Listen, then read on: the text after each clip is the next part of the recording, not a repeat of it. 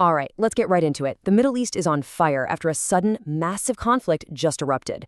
But here's the thing, was it really that sudden? We're going to break down what happened because all the evidence seems to point to a war that was planned, prepared, and, well, pretty much predetermined.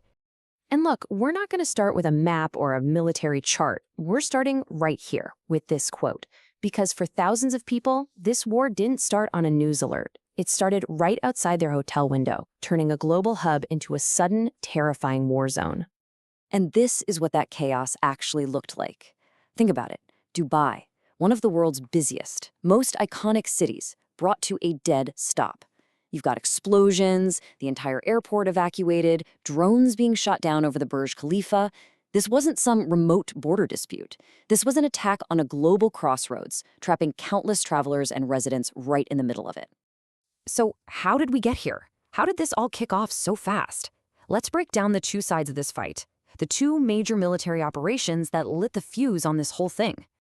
Okay, so you've got two sides, right? And two names for this whole thing. On one side, there's Operation Epic Fury. That's the US and Israel leading a direct offensive against Iran. And on the other side, Iran's response, which they're calling Operation True Promise 4. Their targets, US military bases, and any of their allies in the region. Two operations, two very different target lists, and one rapidly escalating war. So let's dig into Operation Epic Fury for a second. This was not a warning shot. U.S. officials were clear. The goal was to destroy their missile industry to the ground. But the key target, that tells you everything you need to know. They went right for the top, a direct hit on the compound of the supreme leader, Ayatollah Khamenei, killing him and his family. And if you had any doubt about the intention, this quote from Donald Trump just spells it out. The people that make all the decisions, most of them are gone. That isn't about weakening a military. That is a textbook decapitation strike. The goal was to wipe out the entire leadership, and that kind of move suggests planning that goes way beyond a simple, quick retaliation. So, of course, Iran hit back, and they hit back hard. True Promise 4 saw them attack 27 different U.S. military bases, and they even got a confirmed hit on the U.S. Navy's 5th Fleet headquarters. But here's where things got really messy. They also fired missiles at civilian hubs across the Gulf. We're talking 5-star hotels, international airports. That move dramatically escalated things, pulling countries that weren't directly involved right into the line of fire. And this is a perfect illustration of what we call the fog of war. Just look at these official numbers coming out of the UAE. They're claiming only 209 drone strikes were attempted, but they intercepted 1,195 drones. I mean, how do you intercept almost 1,000 more drones than were even launched? It just doesn't add up. It shows you just how chaotic and confusing the information battlefield is, and how hard it is to get a straight answer when things are moving this fast. So, the official line from Washington and Tel Aviv was that their attack was a defensive necessity, a retaliation. But was it, really? When you start to look at the details, that story begins to wobble.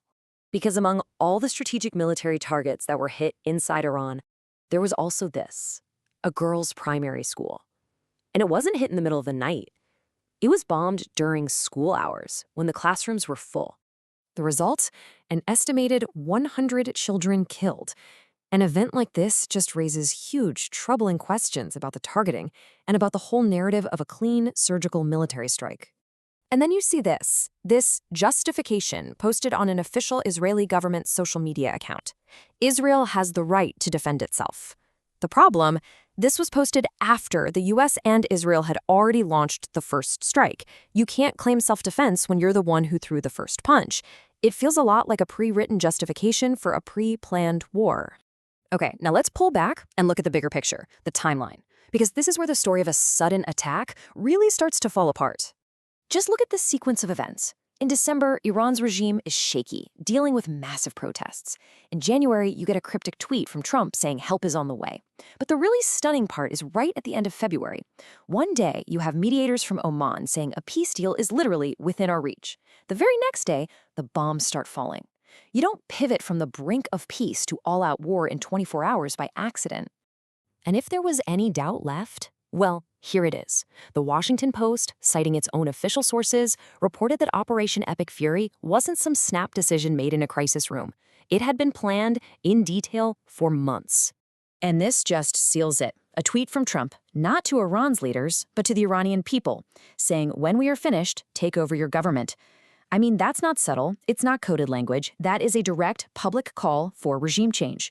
The endgame was always political.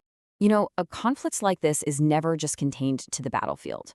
The shockwaves, they travel far and wide, and the global consequences are already starting to pile up.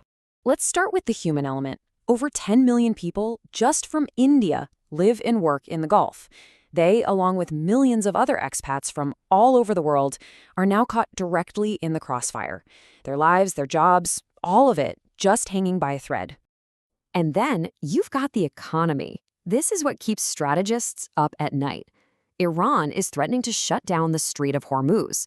For a country like India that gets more than half its oil through that tiny choke point, it's a total nightmare. But really, it's a nightmare for everyone. It means gas prices skyrocket, shipping costs go through the roof, and it could easily trigger a new wave of global inflation.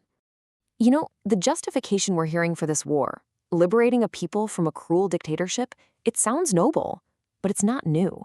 And history has a pretty stark warning about how these things usually turn out. On the one hand, you have the promise. We'll get rid of a bad guy and bring freedom. But on the other hand, you have the track record. Look at Iraq. Look at Libya. Removing leaders like Saddam Hussein or Gaddafi didn't lead to stable democracies. It created massive power vacuums, fueled years of civil war, made life even worse for ordinary people, and ironically, became the perfect breeding ground for new and even more extreme terrorist groups. And just listen to this. The language being used today is, well, it's almost identical to what we heard before those invasions. Our hour of your freedom is at hand. It's an eerie echo of promises that led to more chaos, not freedom. So that leaves us with the final critical question. When a war's blueprint is secretly drafted months in advance, when a path to peace is abandoned at the last possible second, and when it's all justified by a promise of freedom that history has shown us rarely comes true, who really ends up paying the price for it all?